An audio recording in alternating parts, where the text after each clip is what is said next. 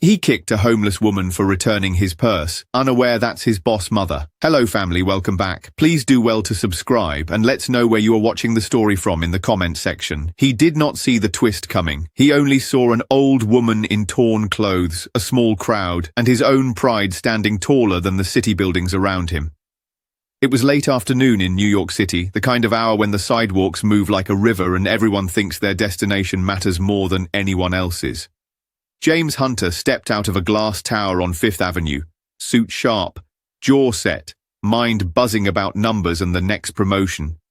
He carried a small leather crossbody purse, sleek, expensive, a gift he bought for himself when his bonus landed. Inside were his cards, cash, work ID, and a business proposal he had polished to perfection. He loved that purse. He loved what it said about him. He took a call, he texted, he checked the time again.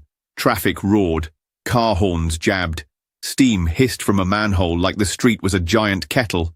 Then he felt it, a hollow flutter near his chest. He tugged at the strap and froze. The purse was gone. His heart slammed against his ribs. He spun around, eyes racing over faces and coats and bags. He retraced 3 steps, then 10. Nothing. He felt that cold wave of panic that strips a person of reason. He saw a bench where he had paused for a second to check his emails. Maybe he left it there. He pushed through the crowd. "What are you doing, man?" a bike messenger yelled as James cut in front of him. "Back off," James snapped.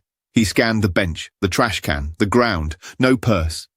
He patted his pockets like a man who had already looked there. He felt stupid. He felt angry. He pictured someone spending his money, walking around with his green leather purse like it belonged to them. His jaw flexed. He cursed under his breath. "Lose something?" a voice asked from behind him. The voice was thin but steady. When he turned, he saw her. She looked about 80. She wore a grey coat that had seen too many winters and sneakers that looked like they had walked every block of the city. Her hair was white and wild, the kind that lifts in the wind like dandelion fluff. In her hands, she held his leather purse. Both hands. Careful. Respectful. "I think this is yours," she said. "You dropped it near that bench." Relief hit him hard at first. Then, as fast as it came, pride swallowed it. He felt the eyes of people around him.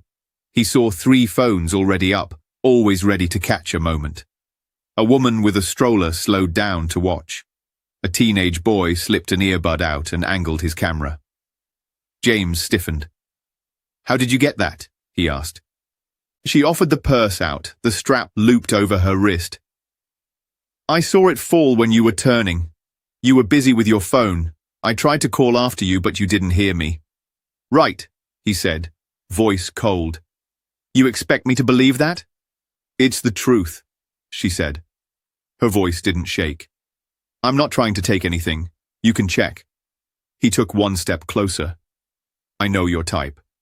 "My type?" She looked confused. "Son, Don't call me son," he snapped. The crowd shifted, the way a crowd always does when tension spikes. Someone whispered, "Is that his bag?" Another voice. "Looks like it." A barista on break crossed her arms and watched. James reached for the purse, but the woman didn't let go yet. "Please," she said softly. "Just be kind. Be kind." He barked a short laugh. "How about you be honest?" She blinked, surprised. "I am, I promise. I thought of my own grandson to tell you the truth. I would hope someone would return his things if he dropped them. That's why He yanked the purse hard. The strap slid off her wrist, and the purse landed in his hands. He unzipped it in a rush. Cards, cash, ID, proposal. Everything seemed to be there. He counted the bills anyway. He counted twice. He kept a straight face, but his pride needed someone to blame. "How much did you touch?" he demanded. "I didn't touch your money," she said. "I only opened it to see if I could find a name. There was a card, James Hunter, so I walked after you. I walked as fast as I could." Her voice grew tired at the edges, like a candle burning low. The crowd was listening now, heads tilted, phones pointed. The teenage boy whispered, Dude, chill, but quiet enough to be safe. James lifted the cash and frowned as if something was missing. He shoved the bills back in. He didn't want to say thank you. He didn't want to feel small. He wanted control. Don't follow me, he said. Don't ever put your hands on my things. I was returning it, she said again. Please, I'm not your enemy. No, he said. You wanted me to think you were a hero after you helped yourself. You people run the same play every day. A woman in a bright red coat stepped forward. Hey man, she's trying to help. Mind your business, James shot back. The old woman looked at him, not angry, just hurt. I know people can be unkind, she said, but don't let your anger lie to you. I did nothing wrong, son. He took a breath, jaw tight. Someone laughed nervously. A siren wailed faintly, blocks away, then faded. Winter light cut between buildings and painted his face in sharp lines. He could walk away right now. He could put the purse back across his chest and leave this moment behind. He could say, thanks, even if it tasted like dust. He didn't. You should be ashamed, he said, walking around pretending to be a good Samaritan. Try someone else. She tilted her head. Ashamed? For doing the right thing? Something in him cracked. Maybe it was the way she looked at him, like she saw through the suit and the hard voice and into the small, scared boy he thought he had buried. Maybe it was the phones. Maybe it was the day. His pride chose for him. He stepped forward and shoved her. It happened fast. She stumbled back, hit the bench with the backs of her legs, and fell sideways onto the pavement. A gasp jumped through the crowd like a spark catching dry leaves. One phone dropped and clattered, then came up recording again. Hey, the barista shouted. What's wrong with you? The old woman cried out once, a sharp sound she couldn't swallow. She put a hand to her ribs. She tried to sit up. She couldn't. Her breath came small and thin. She looked more surprised than angry. Her eyes watered, then steadied. Call 911, someone said. Seriously, call 911! James stood over her for half a second. It felt like an hour. He could feel his heartbeat in his teeth.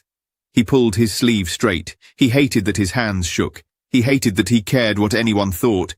He started to turn away. She raised a hand, not to grab him, not to plead, but to offer one last steady piece of herself. I forgive you, she whispered, voice scratchy. But don't do this to anyone else. Save it, he said. The words came out like ice. Don't follow people. Don't steal. You got what you wanted. Attention. I wanted to return your purse, she said. That was all. He looked down at her, a single cruel thought crossing his face like a shadow. He lifted his foot and kicked her once in the side, sharp and quick, as if to stamp out the last ember of dignity she had dared to show. The crowd screamed. Someone rushed forward. Someone else pulled them back. What is wrong with you? The woman in the red coat yelled. She's an old lady. The teenage boy's voice shook as he recorded. Got it on video. I got all of it. Don't touch me, James warned the people nearest him. Any of you touch me, I'll have you arrested. Arrested? A cab driver snorted from his open window. Buddy, you just assaulted a grandma. Back up, James barked, grabbing the strap and slinging the purse across his chest. You don't know the story. We saw the story, the barista said. We were right here. He glanced at the old woman. She was breathing shallow, but she was looking straight at him. Her eyes were clear. There was no hate in them. There was something else, something heavier. It made him feel small, and he hated that. Don't look at me like that, he snapped. Her lips trembled, then curved in the faintest, saddest smile. You think strength is loud, she said, but real strength is quiet. He fumbled for a comeback and found only anger. He turned on his heel.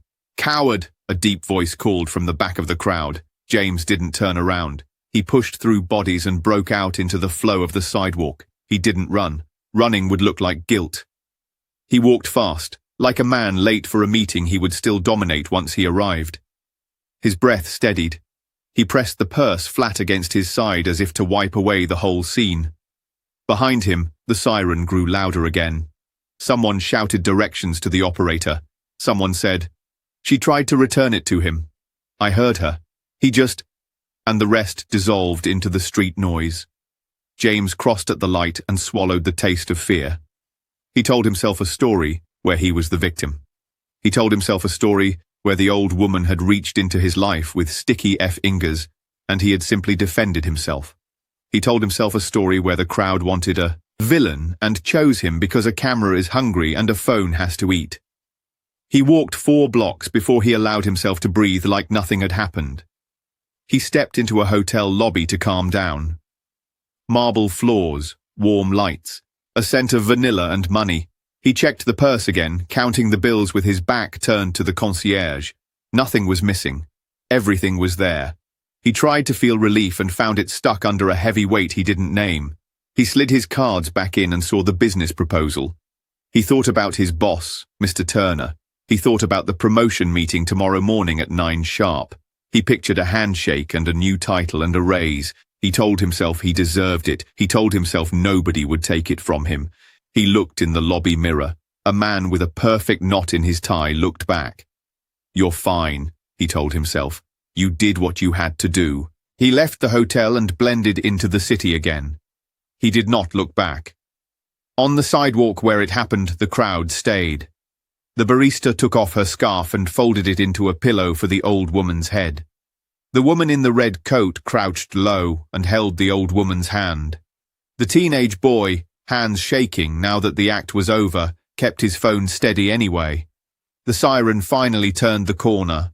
Blue lights splashed across the buildings, and an ambulance stopped with a sigh of brakes. "Ma'am, can you hear me?" a paramedic asked, kneeling down. She nodded once. "I can hear you. Where does it hurt?" "My side," she said. "I'm okay. I don't want to be a bother." "You're not a bother," the paramedic said. "We're here to help." The old woman turned her head slightly, taking in the faces around her. She saw fear and anger and tenderness. She saw a city that can be cruel in a second and kind in the next. She saw the teenager's camera. She looked straight into it with calm eyes, as if to leave a record of her own. "Tell the truth," she whispered. "That's all." The teenager swallowed and nodded. A police car rolled up behind the ambulance. An officer stepped out, glanced at the phones pointed his way, and smoothed his expression into the careful blankness of someone who knows his every move can go everywhere. He asked questions. He wrote down words that would matter later. He gathered names in a notebook. He looked at the old woman and softened around the eyes. "Do you have anyone we can call?" he asked. She hesitated, then nodded. "My family," she said. "They'll be worried." "We'll make sure they know," he promised. The paramedics lifted her with slow hands and placed her on the stretcher. The crowd parted and stayed quiet, all at once. The teenager finally lowered his phone. The woman in the red coat squeezed the old woman's fingers one last time. The barista pulled her scarf back on and wiped her cheeks with the back of her hand. The city moved on. It always does. But this moment did not fade. It stuck to jackets and under tongues and in the small of the back where guilt sometimes rests. It stayed with the teenager, who replayed the video twice, then 3 times, and felt his stomach churn. It stayed with the barista, who would tell the story with wide eyes to co-workers on the night shift. It stayed with the old woman, whose ribs hurt but whose spirit did not crack. It even stayed with James, whether he admitted it to himself or not. It followed him like a reflection in a dark window. It sat with him on the subway that evening, quiet but loud. It slipped into his apartment, past the locked door and the high view and the expensive couch. It did not speak. It waited, because the city is big, but it is smaller than it looks. People talk. Videos travel faster than trains. A single cruel moment can find its way to places a man would never expect. Offices with glass walls, meetings with long tables, phones that do not miss a call. And sometimes the person who sees that moment is not a stranger at all. Sometimes it is someone who can pull a lever he never knew was there. He did not know that yet. He only knew he had his purse back, his cards safe, his plan protected. He poured a drink and told himself every story that would let him sleep. But outside his window, the city did what it always does. It moved. It watched. It whispered a simple warning he chose not to hear. If you haven't subscribed yet, I'd love you to join our community by hitting the subscribe button. Through our stories, we build hope and give future to children and women abused all over the world. Motivate us by subscribing to hitting the subscribe button and turning on your notification bell. Also, let us know in the comments where you are watching us from and how this story hit home for you. By the time the night sky pulled its dark blanket over New York City, the air was restless. The city never slept, but this night it seemed louder than usual. Sirens cut through the streets, headlights swept over sidewalks, and the sound of hurried footsteps filled the neighborhoods. Something, or rather someone, was missing. Inside a tall brownstone uptown, a man paced like a lion locked in a cage. Mr. Harold Turner, the CEO of the company where James worked, was not an easy man to rattle. He had built his business from nothing, raised skyscrapers of deals, and commanded boardrooms full of powerful voices. But tonight, none of that mattered. Tonight, he was not a CEO. He was only a son searching for his mother. "Where could she be?" Harold muttered, running a hand through his greying hair. His voice cracked, though he tried to hide it. "It's been hours. She never disappears this long." Two officers stood by the fireplace, their notebooks open. "Mr. Turner, we're doing everything we can," one of them said. "You said she has a habit of wandering off?" Harold stopped pacing. He swallowed hard. "She doesn't wander. She gets confused sometimes. Memory slips. It's new. She'll step out for a walk, then lose her way back. But she always finds someone to help. Always. Tonight, I don't know." His voice trailed into silence. The younger officer leaned forward. "What's her name?" Margaret Turner," Harold said, his tone softening at her name. "She's 82 years old. She wears a grey coat, the old one she refuses to throw away. Sneakers, white, though they're not so white anymore. And she carries herself like a lady no matter what she's wearing." His throat tightened. "She's not just some lost old woman. She's my mother. Find her." "We've already put out the missing persons alert," the officer said. "Patrols are covering the surrounding blocks. If she's nearby, we'll find her." Harold nodded, but his eyes were glassy. "Nearby isn't enough. She could be anywhere in this city." Anywhere. He grabbed his coat and headed for the door. The officers tried to stop him. "Sir, maybe you should stay here in case she comes back." "No," Harold snapped. "I'm not sitting around waiting. If she's lost out there, then I'm lost too. I'm going to find her." Meanwhile, James sat in his apartment on the other side of the city. His lights were dim, the TV was on mute, and the ice in his whiskey glass had melted to nothing. He was replaying the moment in his head. The old woman's eyes, the gasp of the crowd, the sharp edge of her whisper, "I forgive you." But James wasn't thinking about forgiveness. He was thinking about damage control. "They won't remember," he told himself. "People see crazy stuff every day. The city moves on." He stood up, paced to the window, and looked down at the street. Cars passed, people hurried, lights flickered. He tapped the glass. "Nobody knows who I am.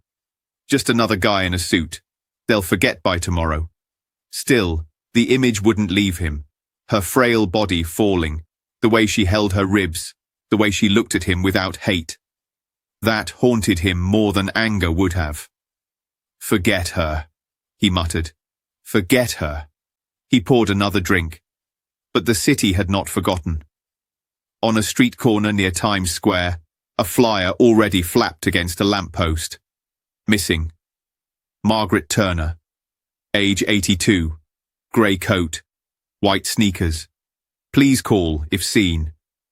Police cruisers drove slow, shining their spotlights into alleys and bus stops. An officer checked every bench. Another asked vendors if they had seen her. One hot dog vendor squinted and said, "Yeah, old lady in a grey coat. Passed by earlier. She looked tired, like she was asking for something." What was she asking? Couldn't hear too well. Maybe directions. The officer's jaw tightened. Which way did she go? The vendor pointed down the avenue. That way. The search stretched through the night. At every corner, someone thought they saw her. At every corner, it wasn't her. But the tension kept building. By morning, the story was gaining weight. Not in the newspapers yet, but in whispers. Neighbors told neighbors. Police radios buzzed. A woman at a coffee shop said, "They say Mr. Turner's mom is missing." Can you believe it? His mom downtown, a crowd was already forming. People gathered around a weak figure slumped against a brick wall. They didn't know her name. Not yet. They only knew she was old. She was tired, and she had been hurt. She held her side with one hand, her purse with the other. Her face was pale. Her eyes wandered. "Somebody get her water," a man said. "She needs an ambulance," another answered. "She keeps saying she tried to give something back," a woman whispered. "What does that mean?" Phones were out again.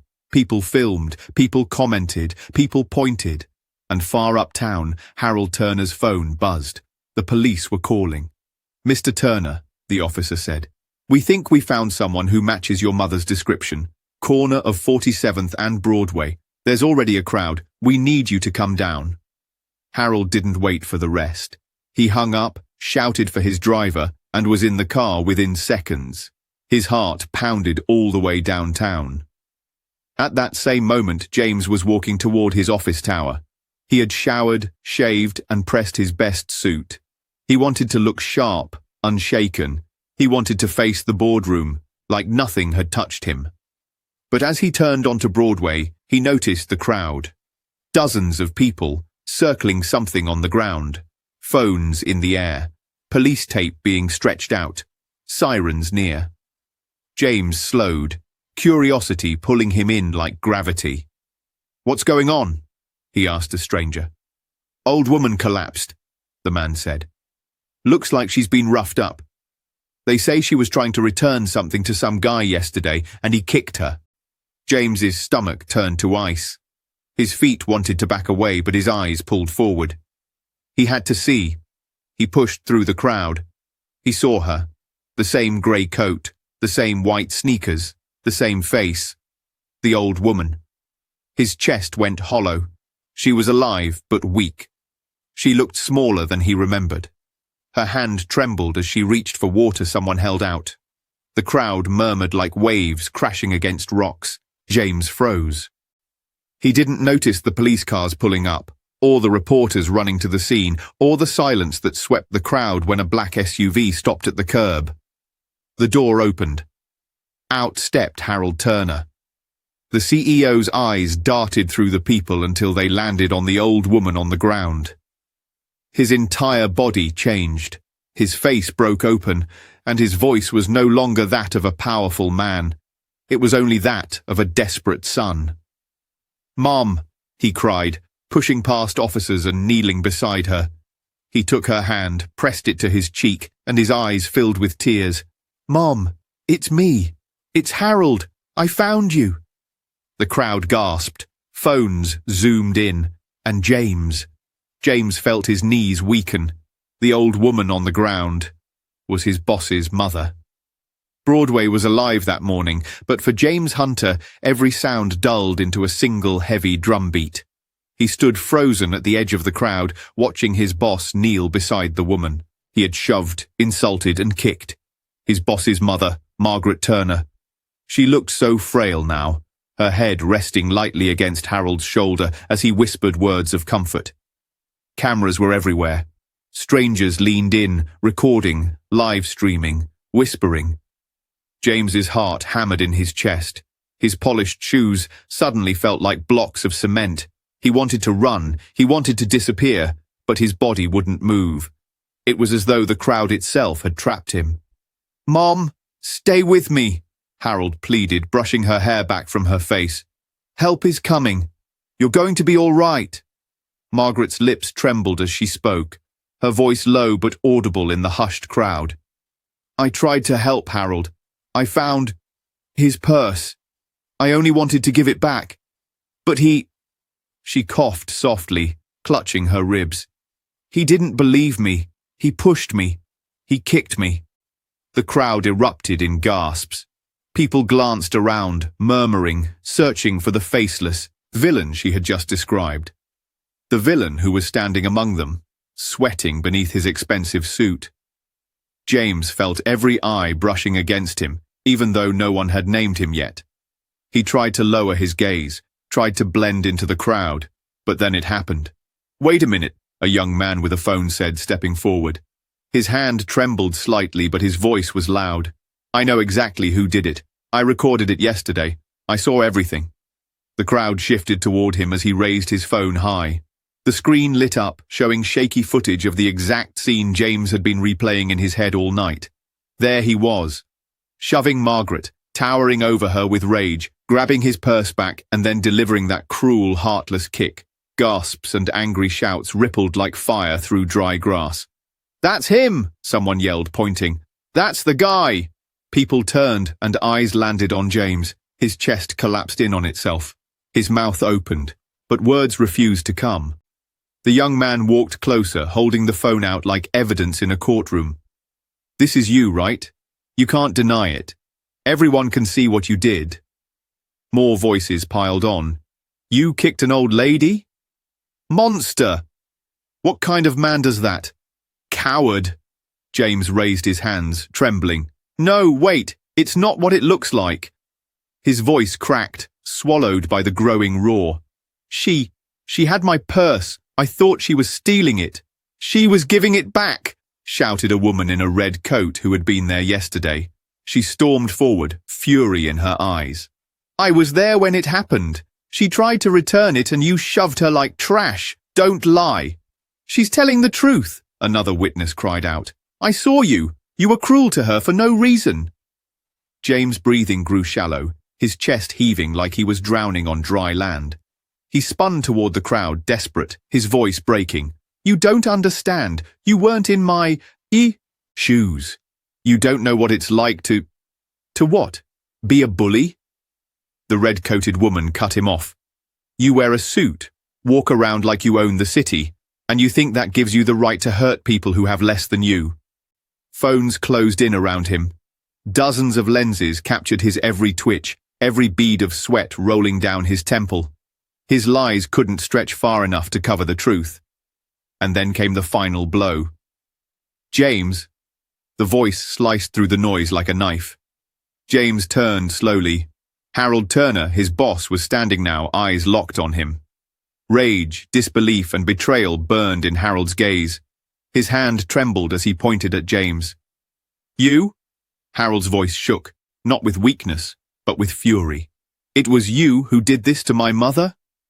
James tried to speak, tried to explain, but his tongue tangled.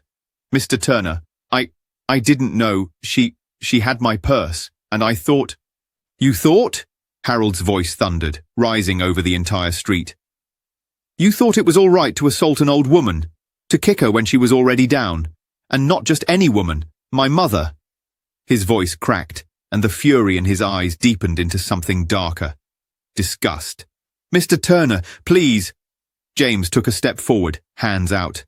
"I swear I didn't know who she was." "That's supposed to make it better?" Harold roared.